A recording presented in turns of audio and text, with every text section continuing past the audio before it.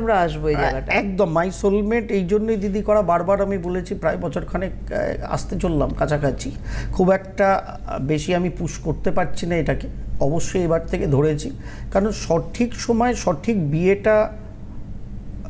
করতে হবে এবং দিতে হবে কারা কখন বিয়ে করবেন সেটা তাদের ইচ্ছা কিন্তু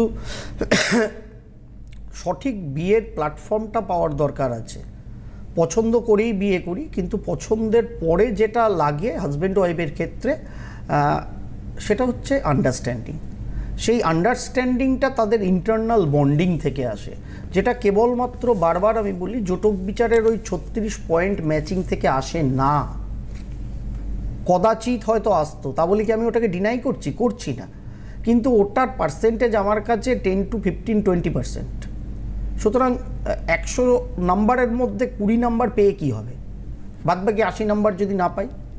সুতরাং এটাকে আমাদের মাথায় রেখে চলতে হবে সামগ্রিকভাবে একমাত্র প্ল্যাটফর্ম মাই সোলমেট যেখানে আপনারা নিজেদের পছন্দ